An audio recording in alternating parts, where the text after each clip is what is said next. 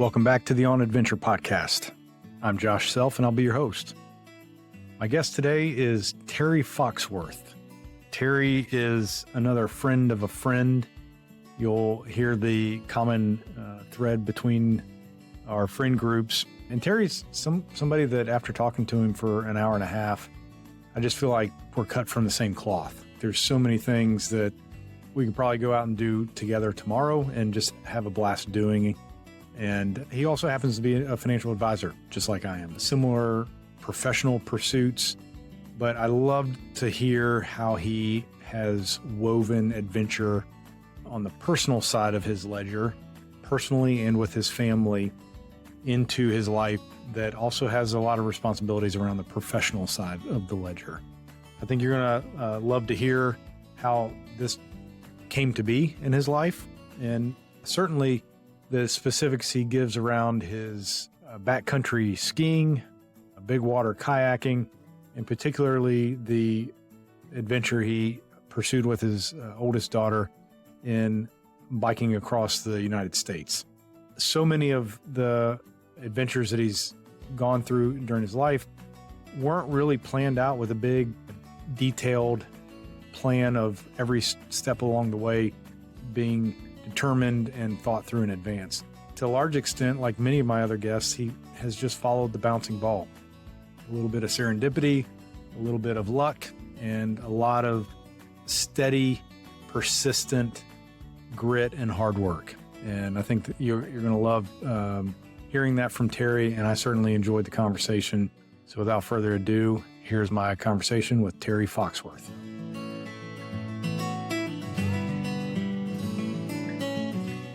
Terry Foxworth, welcome to the On Adventure podcast. And this is something you and I have been texting about for, I think, a couple months, initiated by our mutual friend, episode 1, Brew Davis. There's a consistent thread in a lot of these conversations that runs through Brew. But I really appreciate you taking the time out of your afternoon to talk to me today. No, my pleasure. I'm glad we were finally able to hook up. Yeah. So we're going to get into this, but in talking before we hit the starting line, I know there's a lot of different outdoor pursuits that we could go down the rabbit trail, but I'm always curious what it was like early on for you. So tell people about who you are, where you grew up, and what maybe those first 10 or 15 years of your life, if you could put a theme on it, what would that look like? Yeah, sure thing. So I think it's funny. I was thinking about that, and my life can be summarized with I'm a bonehead that's very persistent and gotten lucky.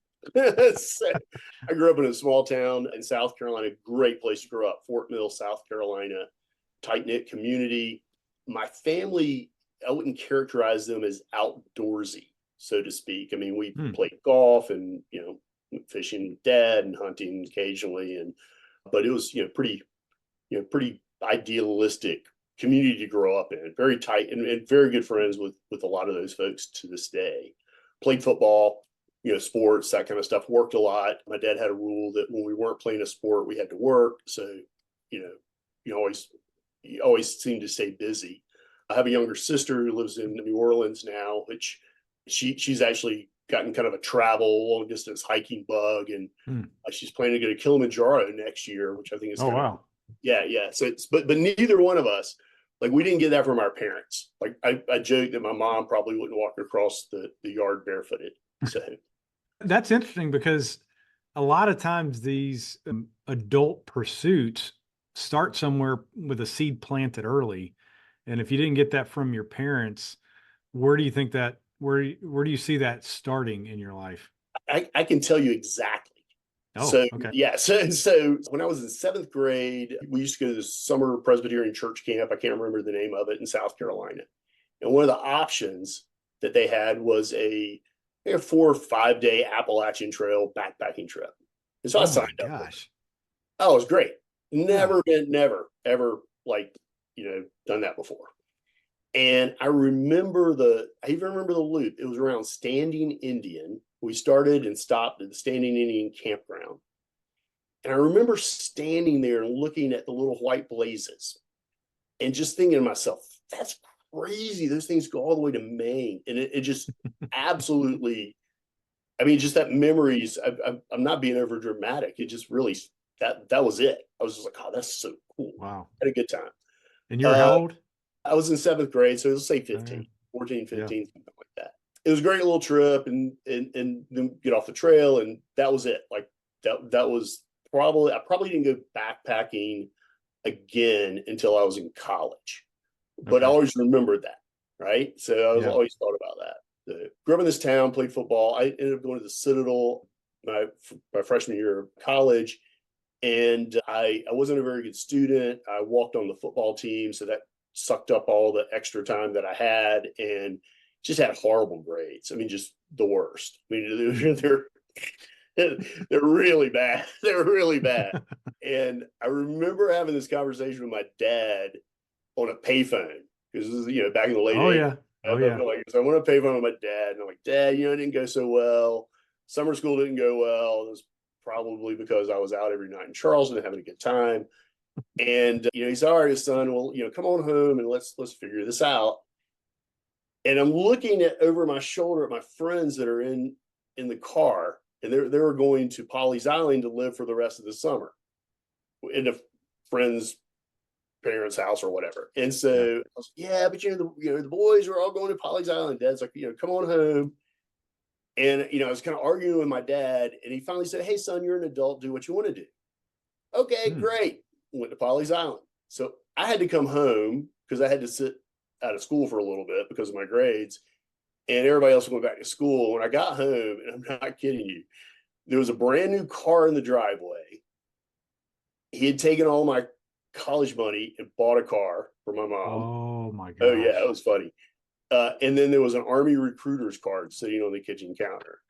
He said, we love you, but we're not doing this.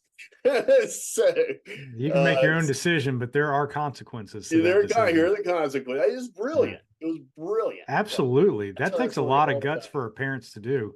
And you being on the other side of that equation at this point, I'm sure you can appreciate that. But that was pretty gutsy on your dad's part. Yeah. So anyway, so I'm like, you're going to be an adult now. So, I'd always been working. I actually had some really cool, when I was a kid, I always had great jobs, like really good jobs. And so I went back to work for one of the jobs, and which is a whole nother story in itself. I actually worked at PTL for Jim and Tammy Baker. I worked in the hotel. Are you serious? I'm dead serious. As a bellhop. I've never met anyone that just said that sentence that you just said. Okay, so this was 1986. Yeah, it's kind of the height of their popularity. I'm making five. I mean, we turned that hotel complex over like 3 or 4 times a week. It was huge. People coming in and out. Somebody told me one time, and I've not fact checked this, but it was at the time was the most visited spot next to Disneyland, and it's just like people coming in and out. So, carrying bags and being nice and customer service always came kind of easy to me. It was making $500-600 cash, over a weekend. And so anyway, I was able to make some money and went to local community college, got my grades together. Like, okay, great. And the hotel was actually managed by a hotel management company. And they had a property in Charleston. They were like, hey, we have a management position. You want to go down there? And I said, yeah, sure. That sounds great. So, and in the back of my head, I was like, I can go back to the Citadel. I can't be a cadet, but I could go back and I could go there at night and work and kind of knock these 2 things out. And so I did that, and it did I think a decent job. And so they said, hey, you've done a great job here. You're finished. We have another place in Greensboro that kind of needs some help, and you solved this problem. Can you, and I was really young at the time, and I was in the National Guard, by the way. I skipped that. South Carolina National Guard, mainly for tuition money, and I was working, and so moved to Greensboro and worked there for a bit, and I had to leave school in Charleston, so I enrolled in school in Greensboro, and and then they did a good job anyway. they're like, all right, now we want you to go to Boston. I was like, whoa, wait a minute. I can't do this. I keep kind of getting in and out. So, Mm-hmm. I kind of peeled out of that and went to school at North Carolina A&T State University on a minority presence grant. The guy who lived in the apartment below me was in admissions, and it was great. Loved it. It was fantastic. Great experience.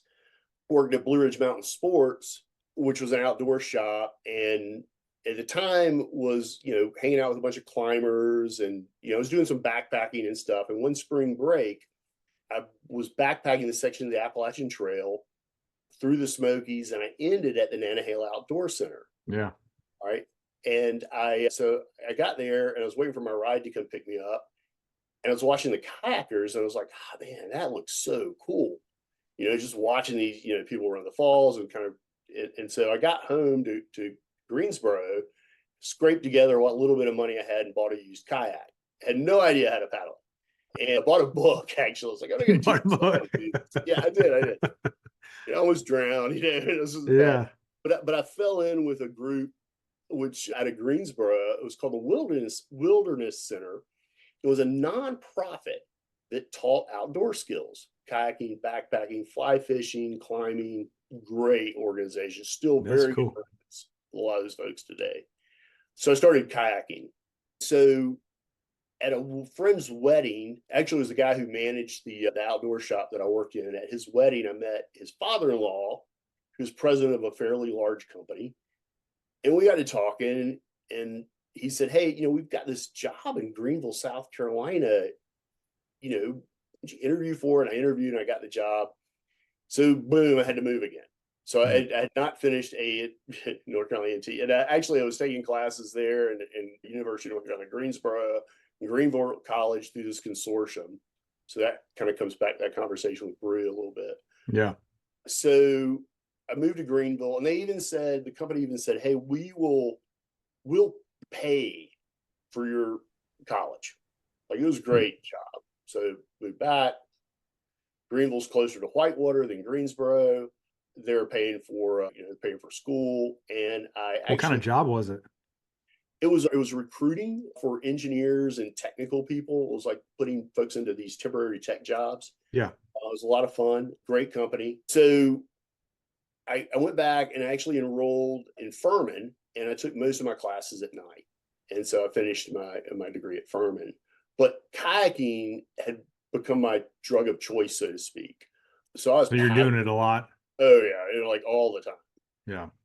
And finished out at Furman, and a buddy of mine was working at Prudential, and at the time it was after Glass-Steagall and a lot of deregulation, and they were creating this financial planning division.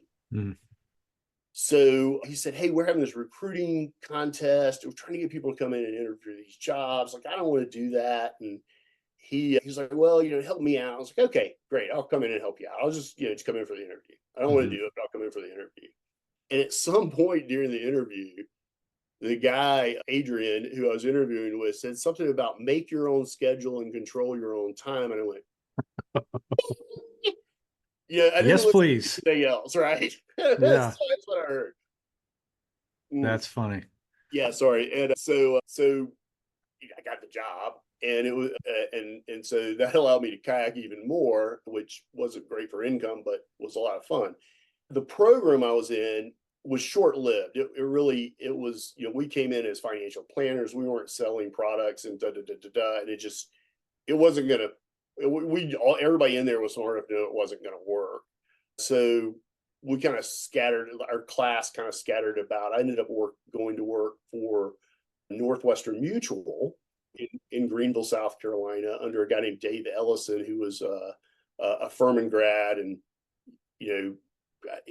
I think that's the reason he hired me, to be honest. And so I kind of settled in there. I'm sorry, I may have gotten off track a little bit. But that was kind of the trajectory of, it was all based, my life decisions at that point were kind of all based on, how can I be outside more? How can I kayak?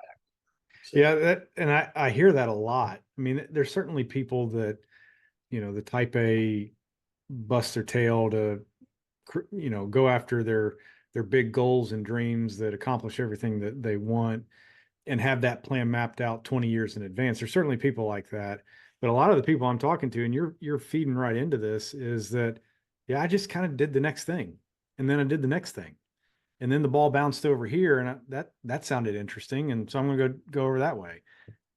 Is that a fair way to describe kind of how you got into the outdoors and then certainly into your financial advisor now? You've been doing this for a long time. Yeah, I would say that's fair to say that. And it was, I don't know what it was, whether it was backpacking or, I had some rock climbing friends. So we climbed a little bit and then kayak, but it was like once I was doing it, I just couldn't get enough of it. Like there just wasn't enough of it. What was it about those things that you couldn't get enough of? Was it the camaraderie or the outside part of it? What was it? A little bit of both. I think it was the need to kind of scratch that dopamine itch. I kind of joke with people sometimes that, God, man, I'm glad I didn't find drugs. That would have been bad because I'd have been all in, right? I mean, like I couldn't go in kind of halfway. It's that addictive nature.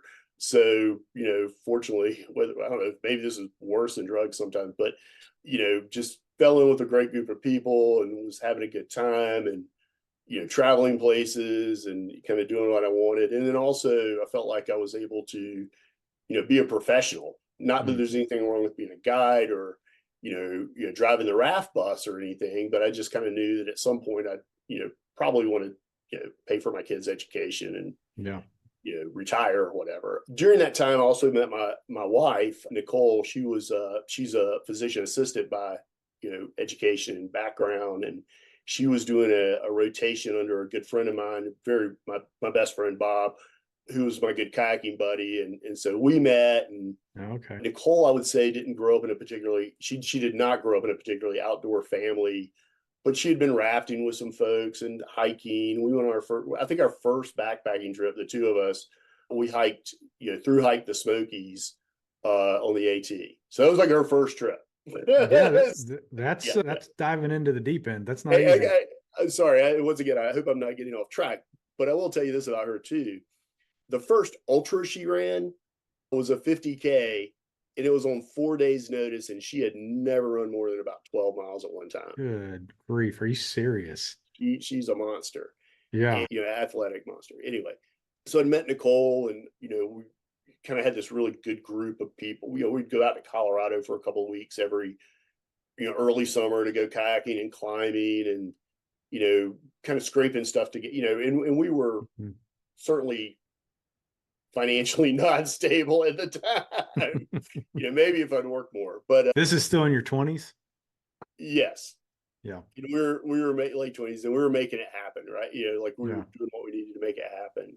And Nicole and I had gone out to Wyoming for a climbing backpacking trip in the winds. And I can't remember what year this was. I think we got married in 2000. So it's probably 2001. And I remember sitting at a picnic table outside of Pinedale, Wyoming.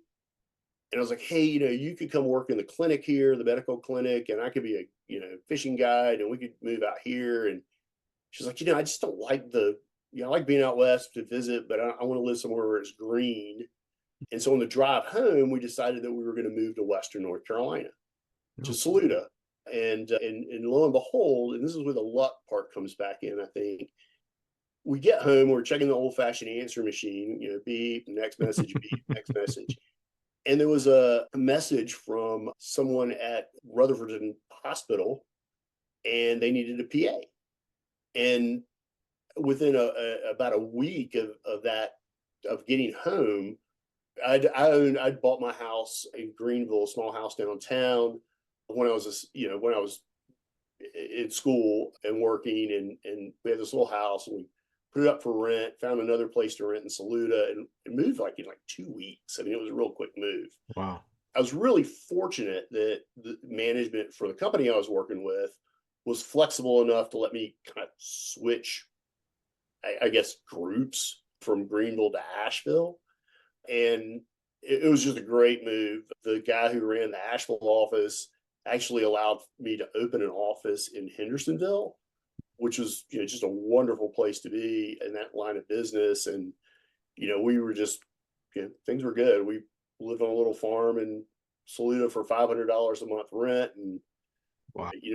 I paddled the green about every other day, and then we did stuff together on the weekends, and it was fun. So What company were you working with at that time? it was Northwestern Mutual. It was Northwestern. Okay. Yeah, So were you on? I mean, it was, and that was a big, that was a big deal. I mean, maybe I wasn't producing enough for them to keep me around in Greenville. No, you go right ahead. That's great. Get out of here. Yeah. But you don't hear that a lot. You don't hear people moving locations, especially early in a financial services career where it's very relationship based. So I'm curious though, how did you, the clients that you had been working with, were you like the front end responsible for bringing in business, or were you working with what was already in a particular office? No, we were working. It was, you got to go find your clients. Yeah. Now, interestingly enough, I was, just as an aside, I still have my very first client that I got when I was at Prudential. And it's not my mom, right? It's not a relative. Okay. We've been together for a long time. And I think that was kind of I don't know. I think that was the only reason I was successful is I was able to build really good trust relationships, and it wasn't volume, but they were all good. Like we still have those relationships today. Yeah. So anyway, we're in Western North Carolina, and everything's good. So let's fast forward a little bit. And how many kids do you have? I have 3 children. You have 3 between 15 and early 20s?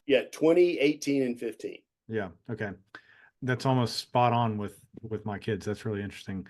So where, as a dad that's would love for my kids to get involved in the things that I'm interested in, that's been a thing to try and different things along the way. But at what point did you start getting your kids into some of these outdoor pursuits? Way too early. I'm just kidding. Yeah. So fortunately, and Nicole really trusts me in these, I'm the adventure leader in the house. She's the one that kind of puts all the pieces together. I'm the idea guy, and then she figures out how to, kind of stitch stuff together. Yeah. But, we started, I remember when, so Morgan was born in 2004. And I remember, putting her in the little kid backpack, and then, going for these long hikes, with her, because Nicole was working in the afternoon. So we'd have all this time to get, I'd take over as dad and And then when my son was born in 2009, I remember taking little Signe, who's my middle kid, and my oldest Morgan on this 2-day overnight canoe trip on the Chattooga with another friend. And I look back on that and I'm like, what was I thinking? I mean, Sig was tiny, and, we just did it, it was fun. So kind of back to your question, we kind of started dragging them out at early ages. I made mistakes with Morgan, the oldest, and then got better with Signe, and then Ryan, I've kind of got it dialed in now. But, we just didn't give them a choice, really. We just kind of. And they don't know if you did it so early, they don't really remember anything different than you having them in the outdoors. Yeah. And to that point though is, you got to lower expectations, and then, always have your spidey senses up. I mean, I'd hate for one of my kids to get hurt just because I was trying to do something, and an example was, so I forgot what year it was. Nicole, we went up to, she wanted to run the Vermont 100. And then we had a 5-day trip planned on the Maine salmon. And it wasn't a guided trip. It was, somebody pulled a permit, and, we're all going down to Maine. And so the deal was, so we all drove up to Vermont together. And then Nicole's going to fly home with Ryan, who must have been, trying to think the year. He was 4 or 5. Hmm. And so she was going to fly home with Ryan, and then the girls and I were going to drive all the gear and stuff out west, and then they were going to fly back out, and then we were all going to do this river trip and come home together. And I remember sitting there, we're dropping Nicole off at the airport, and I said, you know what, forget it. We're just going to keep Ryan with us. And so we did this big 5-day cross country, tour with me and these 3 little kids. And, it was like, all right, somebody's got to hold on to Ryan every time we stop. Somebody's got to have his hand. And then I look back on that trip and I'm going, there are multiple places I could have flipped a raft. Like I was rowing a raft, big raft. And it was like 4-year-old with me. And it worked out great though. And, we've since done a lot of other trips like that now that they're older. But, I just kind of feel like, we'll just make it happen. We'll just make it happen. We'll do backpacking trips, and you just walk a little shorter distances, or make sure that your gear's light enough that when you have to throw a kid on your shoulders, you can get away with it. So yeah. Do you have a trail name when you're backpacking? I do actually. What is it? You want to know it? Yeah. Daddy Choo Choo. Daddy Choo Choo. Yeah. I bet it probably has roots in what you just described of taking your kids and carrying their stuff at an early age. Did it start there? It does. The kids are always with us, and then some of my friends say I'm built like a train. Okay. not a fast train, not a bullet train. But a train that gets there. Yeah. So that reminds me, the first time that I did a section on the AT, my son was probably, I think, 8 or 9. And I was going with a buddy that had been before, so I put a lot of trust in him. But I didn't have any of the gear. Like I was borrowing tents. I did have a backpack. I was borrowing sleeping bags. And you kind of alluded to this before with the first time you took your wife out there on the AT. Like, the Appalachian Trail is not for the faint of heart. It is not. There are not really any easy sections, and that is a trip where I look back and go, I could have ruined him and his experience with the outdoors because I was so naive and inexperienced. And we were in Grayson Highlands. And so you've got the wild ponies that go through there, and it's like a moonscape in different places, just so unique. And I think those moments stuck more with him than, waking up in the middle of the night of the first night and the wind's blowing the tent all over. And he wakes up crying and I want to go home. I want to go home. Like, bud, there's only one way home, and it's out, right? And we can't do it right now. And so those were like very touch and go moments. Not to take over this conversation by any means, but there was another time several years later, I took him and met the same friend in Georgia, and we were hiking southbound from basically Blood Mountain down to Amicalola Falls. And halfway through, in the middle of nowhere, my buddy gets stung by yellow jackets and goes into shock, like hives. And it was bad. And there were moments where I thought I was watching him die. And I'm thinking, my son's, not only I don't want to see my friend die. I don't want my son to watch this happen either. But it worked out fine. I actually was able to give him some of my son's Benadryl that I carried for his allergies, and that seemed to help with the reaction he was having. And we look back on it now and like, that was funny, but there were so many moments like you were just describing where, like, if I had used my 45-year-old brain to apply logic at that time, I may have done things quite a bit differently. But now my son loves backpacking. He loves being outside. He spent his spring break going up to do the Triple Crown up on the AT in Virginia with a group of buddies. And it's in his DNA now. It's not dad's thing, it's his thing. And that's cool to watch. But I definitely can relate to those touch and go moments where, it could have gone in a different direction. So, it has to be fun. Yeah. It has to be fun for you too, to watch how, I'm assuming that he becomes more and more competent on every trip. And yes. At some point at some point they're going to be carrying us, I hope. Yeah. Yeah. I hope so. and you know, the payback will be great at that point, because my trail name is Sherpa. And Nice. it's because of those first few trips. You know, he had a backpack and we had stuff in there and on it. And inevitably by the end of the trip, it was all on my pack. Like it was in my bag. You know, can you carry this for me? So you know, that I earned that name, and hopefully at some point I can give it back to him. So, Yeah. Yeah. That's yeah. that's great. And you know, when you're talking about the which is super scary. I mean, the sting and the react, you know, that reaction is, I mean, that's tough. One of my kids, so I ski also, by the way. Oh, by the way, Okay. and Oh, by the way. yeah, I'm pretty serious skier. Like, and I didn't get into that till I was 50. By the way, like I was like, Oh, oh yeah, really? oh yeah, yeah.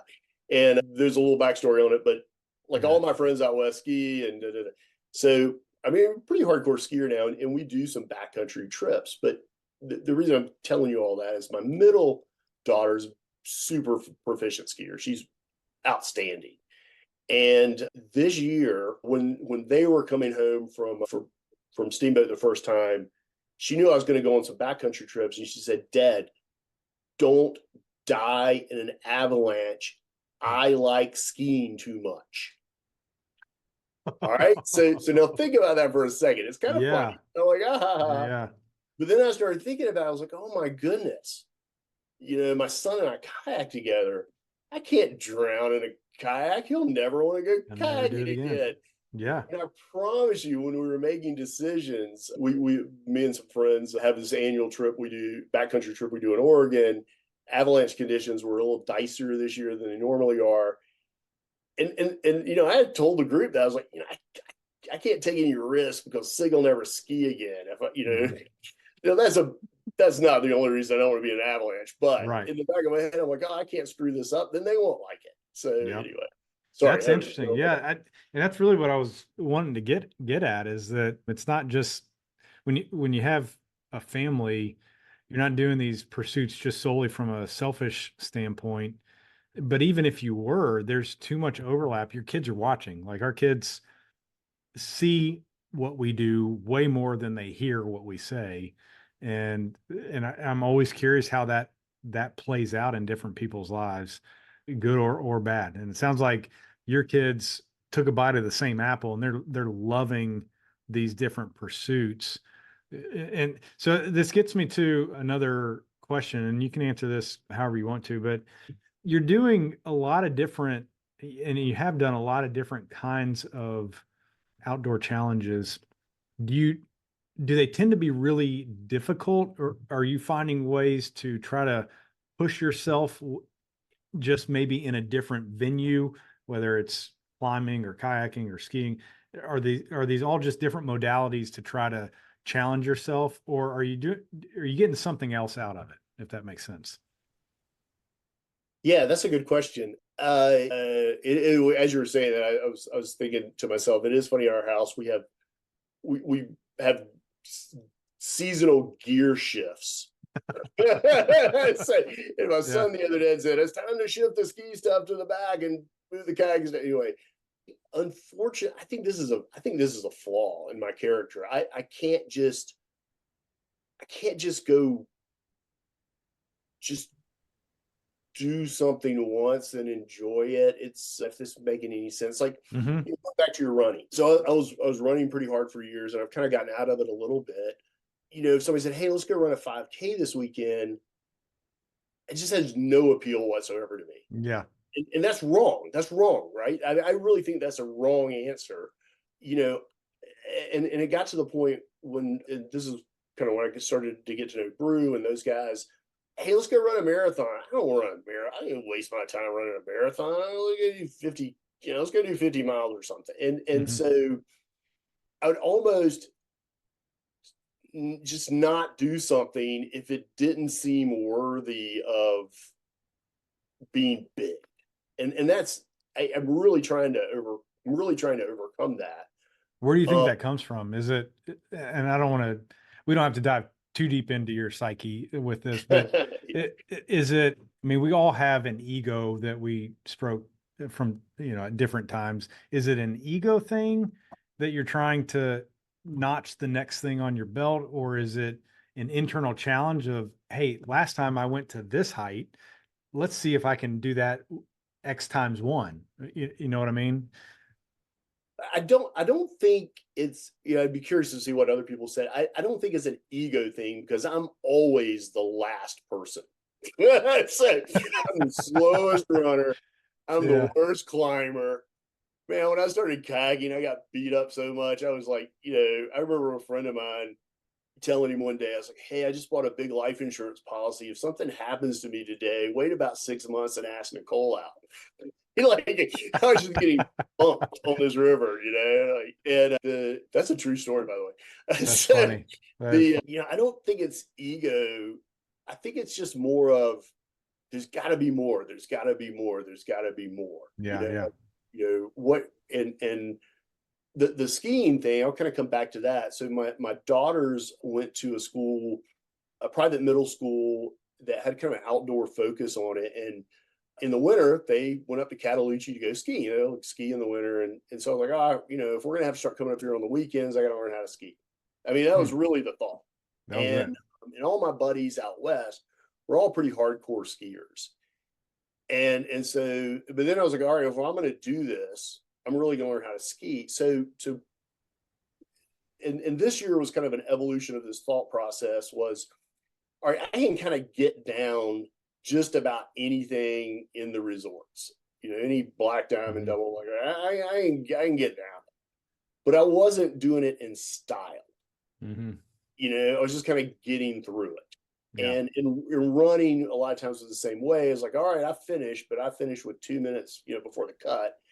And so I think my focus, especially as it brings skiing in, is, all right, I want to really learn how to ski with style and finesse. And that's one of the reasons that we kind of committed so much time out west. Is like, I can't do this I can't go for 1 week of vacation and learn how to do this. I've got to really break it down and work on it.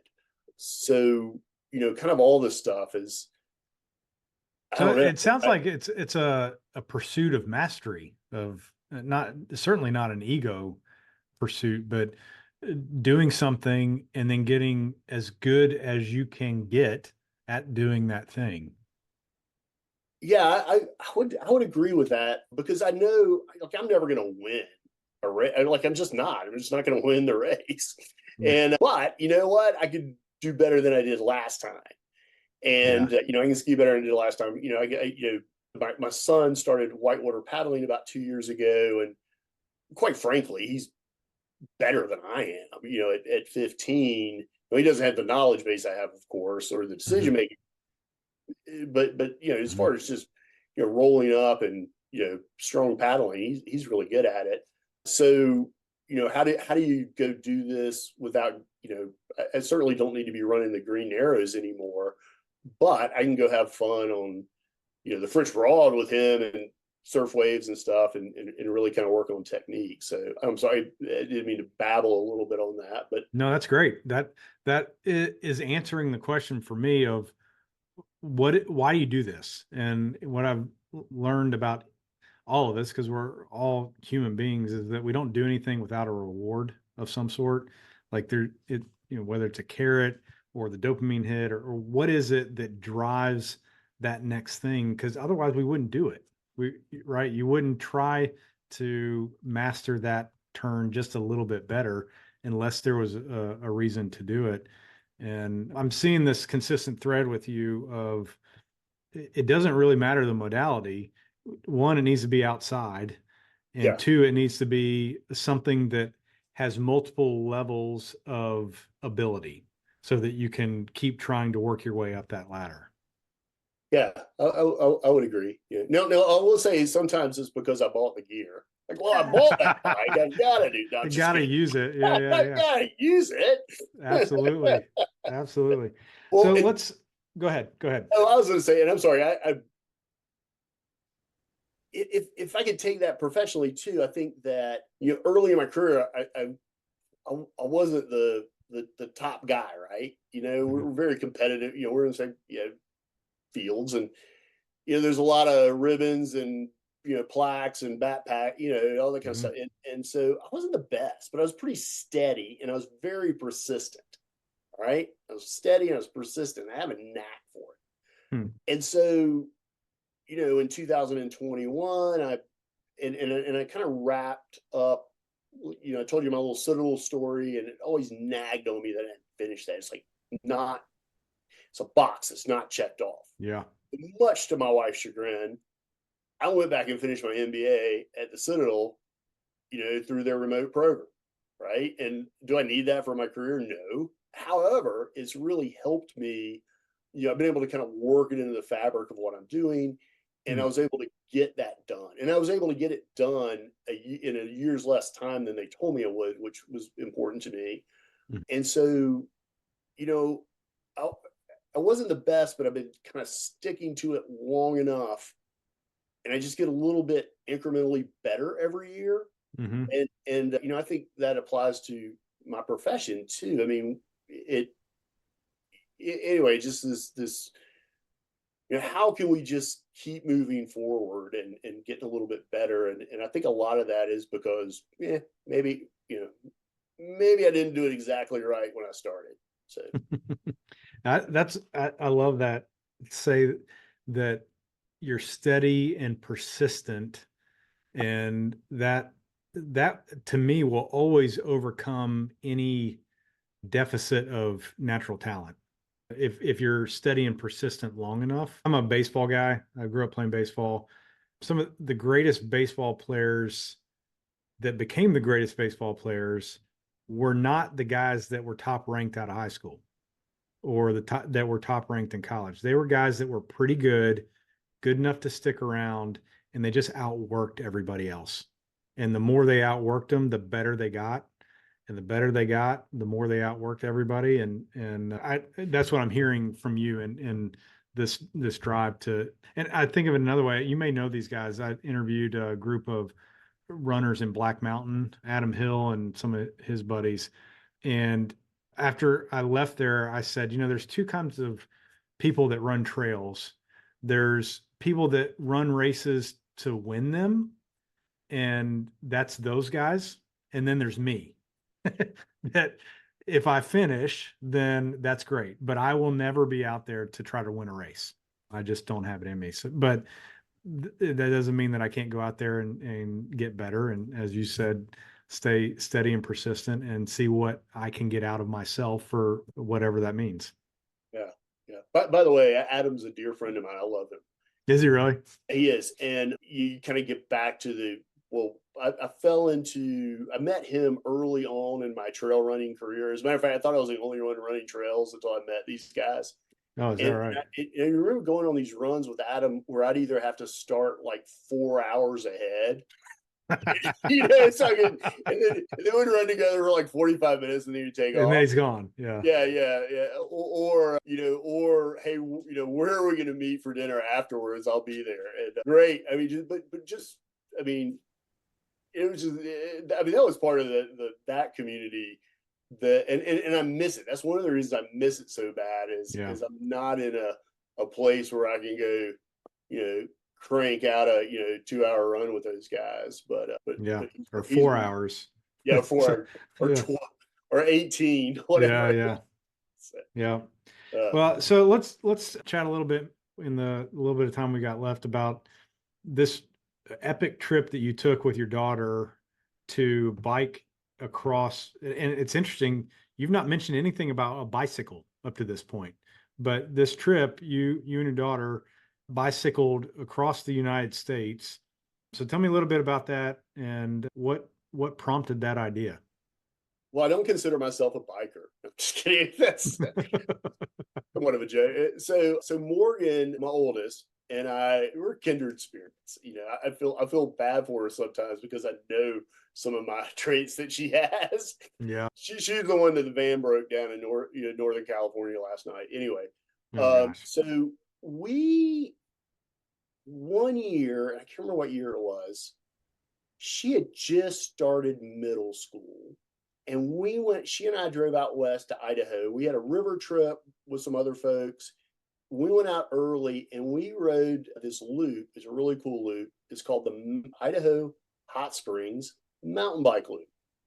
And so it was, I think it was like 530 miles, and it's mostly gravel roads. There's some single track options.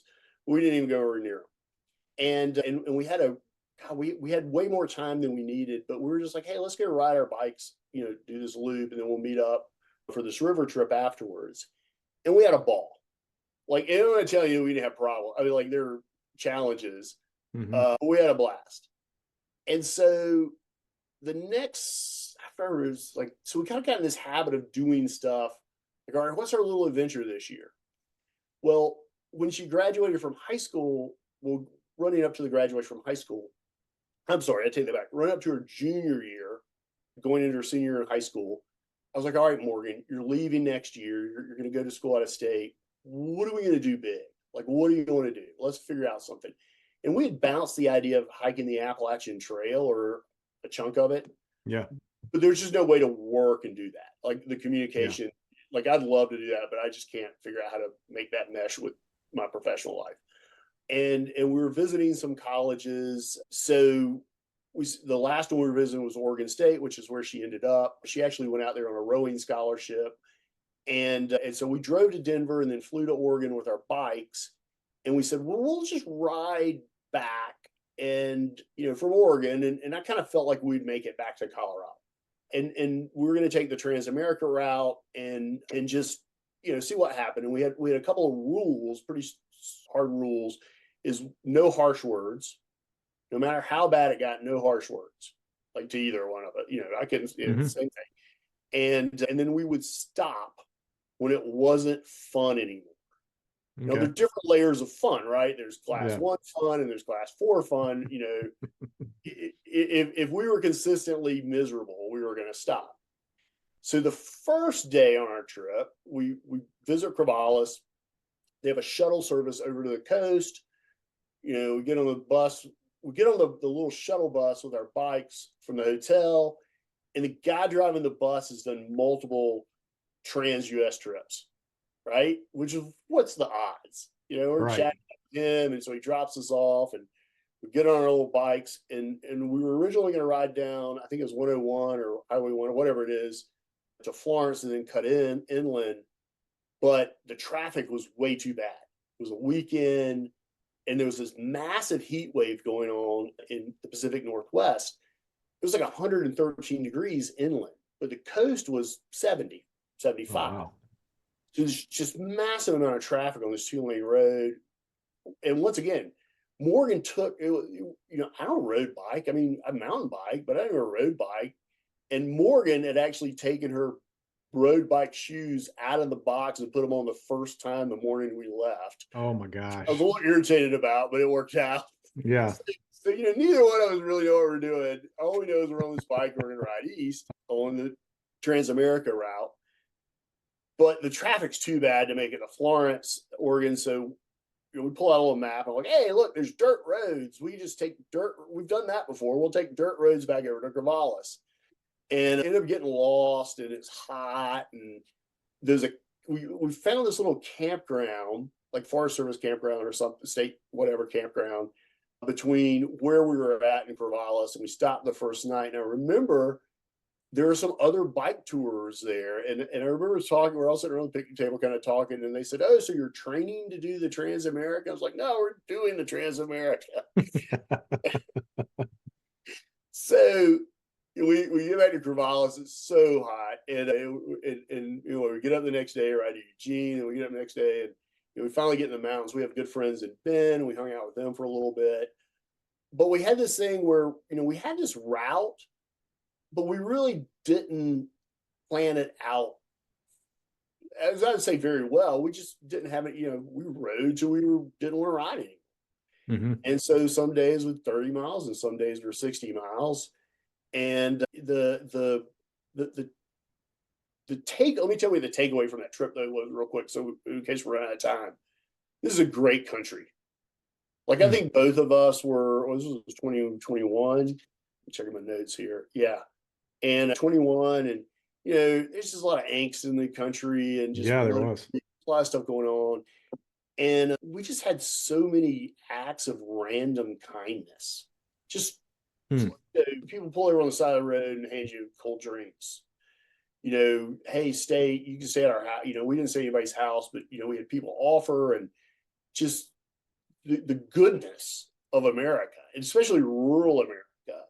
And people that maybe I wouldn't have seen eye to eye with, had a political conversation come up or something like that. But just, it's a good country. And so she and we actually were moving a little bit better than I thought we would. And, we just had such a good time. And we got back to Colorado. Well, we had driven to Colorado because we were visiting some schools on the way, and left our van at a extended parking lot outside of the Denver airport. My wife and my son had just gotten out of camp. They flew out and then ended up sagging us over half of Colorado and then all the way through Kansas, which Kansas was great, by the way. The people in Kansas were super nice. Really? Oh, fantastic. The wind would get you, but Yeah. And so we got to the Missouri line, and Morgan unfortunately decided that she was going to bail. She was like, I want to get back. School was starting back. She didn't want to be late for her senior year, blah, blah, blah. And so she left me alone in Missouri, and I ended up riding to right outside of Knoxville. And I remember by that time I'd shipped all my camping gear home. We were pretty light as far as gear goes. I mean, we were really light for the whole trip, but I'd shipped all my camping gear home because I was like, I'm just going to ride from motel to motel. I mean, there's just everything close out. And my wife called me that night and said, I'm coming to get you. And I was like, no, you're not. What are you talking about? I'm 140 miles from the house. I'm going to ride through the Smokies. I'm going to jump on the Blue Ridge Parkway. I'm going to go to 276.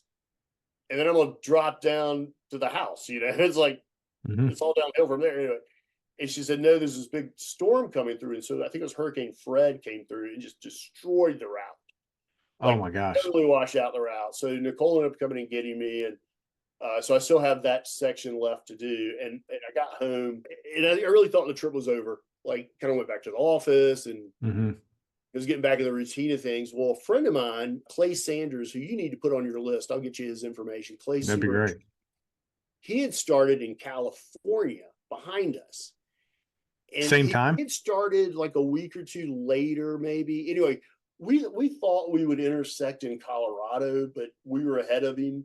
And so anyway, he calls and says, hey, I'm coming through Asheville, because our destination for this trip was Charleston for both of us. I'm coming through Asheville tomorrow.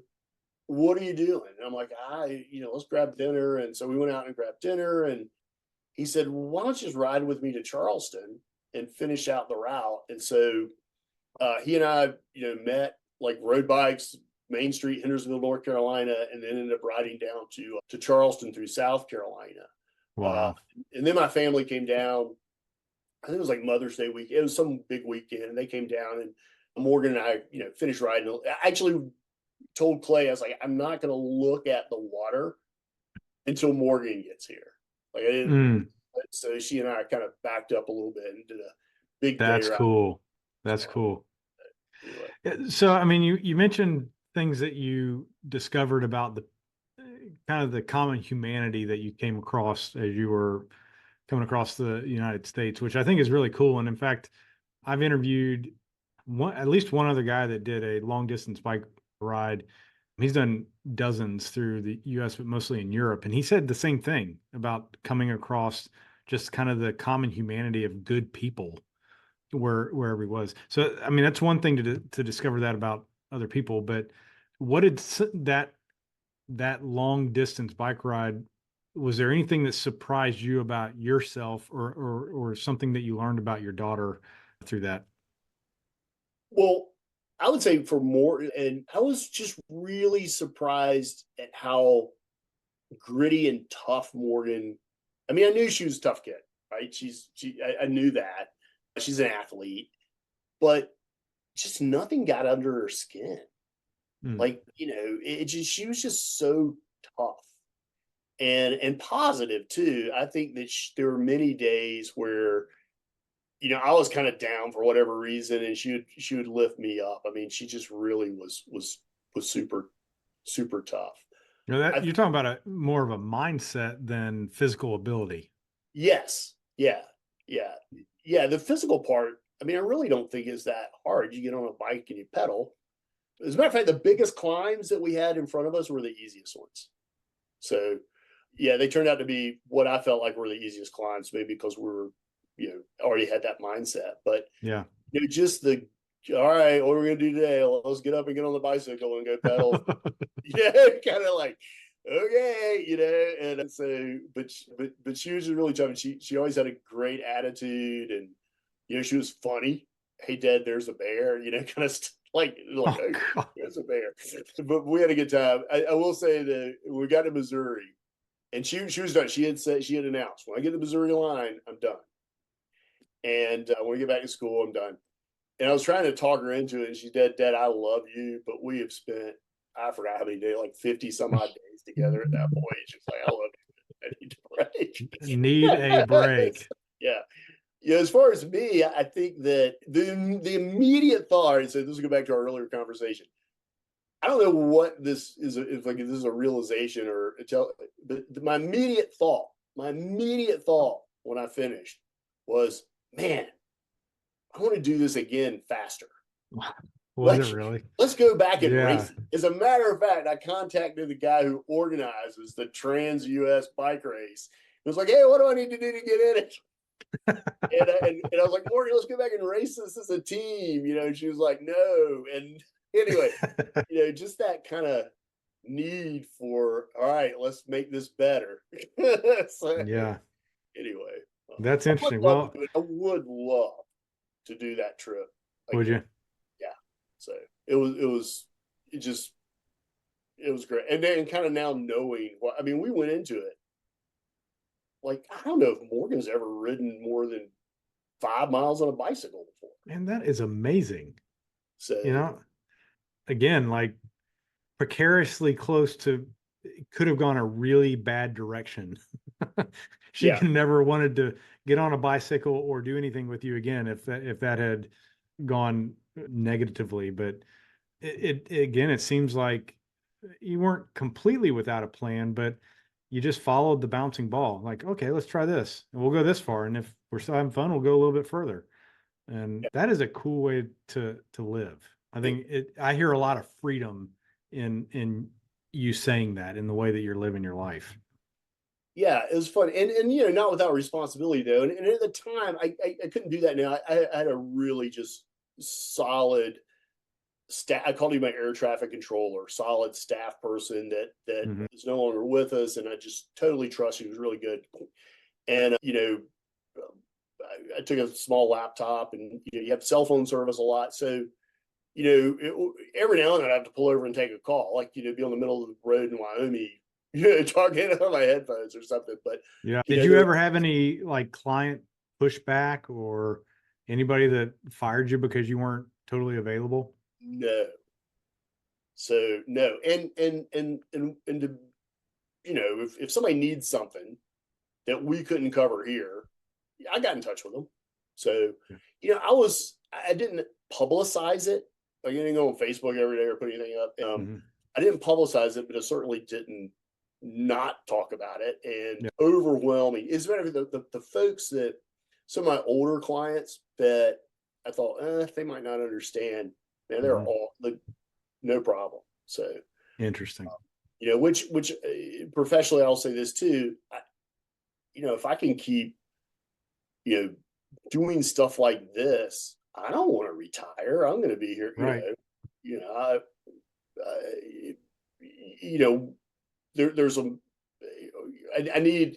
There's some things in the office I need to bring in, because I probably don't want to work every day when I'm 68 years old. But golly, why would you want to retire if you can enjoy yourself like this and do these fun things? So and I got to think it brings a richness to your conversations with your clients as well. I'm sure you can't help but, whether it's the things you've learned or things you've experienced along the way, as a financial advisor, I would imagine you want your clients to live their best lives as best as they can as well, and to utilize the money that they've saved in line with the things that they value most. And you're creating an example for that.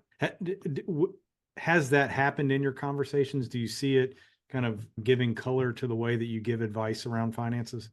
Absolutely.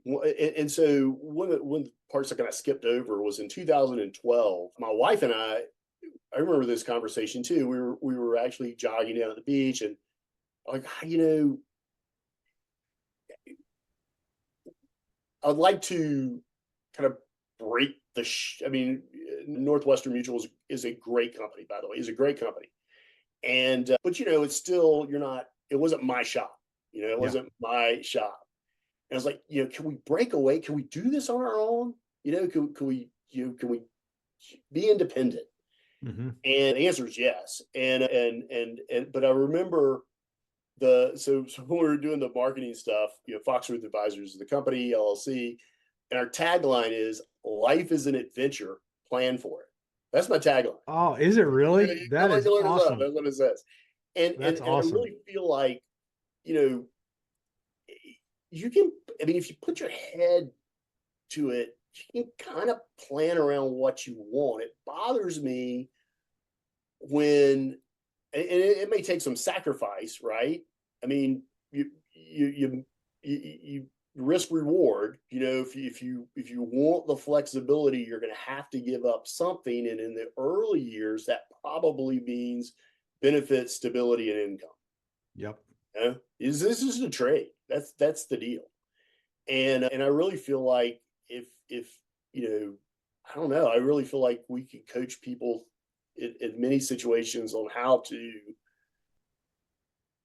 really live the life they want to live. And that doesn't mean you have to ride your bike across the country or huck yourself off a 100-foot waterfall. Mm-hmm. I mean, adventures, going and looking for seashells at the beach with your kids, and I mean, just it doesn't have to be running pitchell with Right. Brew. Right. There's all kind of ways to do this. And yeah, I think that I would say most, if not all, our clients really appreciate that. And we also don't look at people with dollar signs emblazed on their head either. So yeah, I mean, if we like you and you like us, we'll work with you. And if we don't, it doesn't matter how much money you have. And that's true. Yeah. That's a true statement. So. Yep. I think you and I are cut from a similar cloth with that. And it makes the work meaningful. And I think when the work stops being meaningful is probably when I stop doing it, because it's just, that's the part of connecting with people that I really get the most out of being in this career. I think there was something you just said a second ago, and I totally blanked on that. But I think the broader thing of what you're describing and helping people bring their financial decision making in line with the things that are most important. I mean, certainly there's limits to what a client should be charged, but that is a massive amount of value that when done well, is brought to a family's life. And I think you're doing a great job by viewing it that way. I think that the thing I was going to say, that you prompted this in something you said a second ago, there are certainly people in our business that are smart, that have all this knowledge of the way tax laws are set up, the way state laws set up, ways to take advantage of these things in a legal sense. But and I was just having this conversation with somebody this morning. He said, "Do you know the difference between knowledge and wisdom?" And I took a stab at it, and I said, certainly wisdom is what I'm drawn to. That's what I want to move towards in my own life. But he said a simple definition of that is that wisdom is knowledge experienced through living. And I think that's probably the best way I could summarize what you just spent the last hour describing in your life. Is now you have a piece of wisdom that you can share with your clients because you've spent the last 20 years living this knowledge, and it's not just stuff in your head. You've lived this stuff, and that is a much more meaningful piece of advice when it is given to somebody else. So hope that's encouraging to you. I think I love hearing good people in this business that are doing good things for their clients. That doesn't get, that's not the stuff that makes the news or the newspapers. It's all the other bad actors that are much, much fewer. So I appreciate you going down that road. And I think a good way to bring this into the station a bit is to say, or to ask you, what do you see on your to-do list next? And if you could, so I'm giving you two questions. You can answer this in any route you want to. What's on your to-do list? And then how do you describe or define adventure in your life? Oh man, what's next? I don't know. I gotta check that 100-mile box off, but it's gonna take a bit. So I'm really looking forward to just kind of being here this summer and enjoying Western North Carolina. But eventually I gotta check that 100-miler off. So Yeah. I'll throw that one out there. It's on tape now. I've got to do it. Well, you like diving into the deep end with stuff that, the Barkley Marathon and which is not too far from you in Frozen Head State Park. They just ran it in, I think, last weekend. That'd be a good 100-miler for you. No, that's I will say no to that one. So, you would say no to my that. brother's always said maybe. By the way, your podcast and a book on the Barkley got me through Kansas. I listened. How about that? So thank you. That's cool. That is cool. But yeah, the 100-miler, and then you ask everybody the same that same question about how do you define adventure? And yeah, I think it's just doing things or putting yourself in situations where you maybe don't exactly know what the outcome is going to be. For me, you're just throwing a bunch of variables into the mix and then kind of figuring out how to manage around the good and the bad ones. But I want to get back to you don't have to be an extreme adventurer to have adventure, right? I mean, yeah, going for a walk with the kids in the park and picking through stuff on the, I don't want to sound like, I think sometimes maybe our crew, the people we hang out with, get a little elitist, well, I don't know. I mean, just doing something that's, that you're not sure what the outcome is and kind of go, just letting it happen. I think it's a pretty good definition of adventure. So. Love it. I love it. And that's part of the freedom that I have heard through your conversation this whole past hour is it doesn't have to be scripted. It doesn't have to be perfect. You just follow the bouncing ball, and that's where the adventure lies. So Terry, you've been extremely generous with your time to do this in the middle of the afternoon with me. And I feel like even though this is the first time we've really met in person over Zoom, I'm putting air quotes here, but I do feel like you and I are kindred spirits in a lot of ways. So I hope we can continue the conversation. I do too. As a matter of fact, I'm racking my brain. Surely we've met somewhere. It's a small world. I'm sure if we tried real hard, it's probably somewhere. Yeah. Yeah. Well, thank you very much. I appreciate your time. Thanks for having me. Absolutely.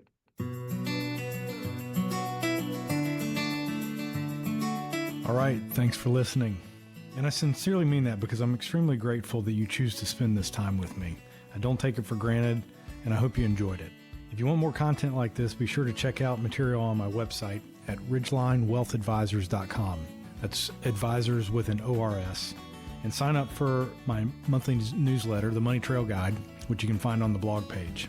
Until next time, I hope you pursue your own great adventure.